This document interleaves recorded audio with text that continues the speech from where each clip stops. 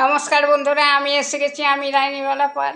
আজকে কোনো ছড়াটা নিয়ে আসেনি, কেননা আজ 25শে বৈশাখ, কবিগুরুর জন্মদিন। তাহলে এই কবিগুরুর ছবি নিয়ে এসেছিলাম। আমি কীভাবে স্কুলে পালন করেছিলাম। আমি 2000 সালে 2রা মে জয়েন করেছিলাম। তো তারপরেই রবীন্দ্রনাথের জন্মদিন পড়লো, 25শে বৈশাখ পালন করেছিলাম। তার আগের দিনে সভাপতি, সম্পাদক, মেম্বার, আরও বিশিষ্টবর্গ থেকে বলে এসেছিলাম, সকলেই উপস্থিত ছিলেন। আমি একটা বাড়িতে ছবি তৈরি করে এই ছবিটা আমি তৈরি করে নিয়ে গেছিলাম। এই ছবিটা তৈরি করে নিয়ে গেছিলাম তুলো দিয়ে সব চুল দাড়ি করে নিয়ে গেছিলাম। সকলে ছবিটা দেখে খুশি হয়েছিল।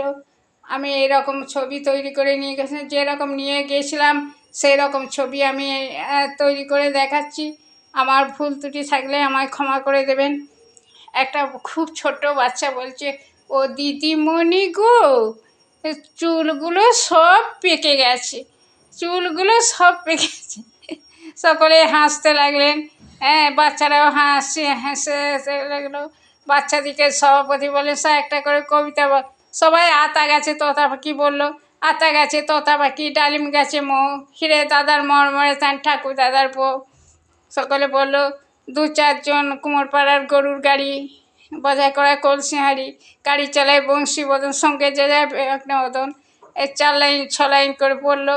খুব আনন্দ হলো। সভাপতি বা বিশিষ্টবর্গ, মেম্বার রবীন্দ্রনাথ সম্বন্ধে কিছু কিছু ভাষণ দিলেন।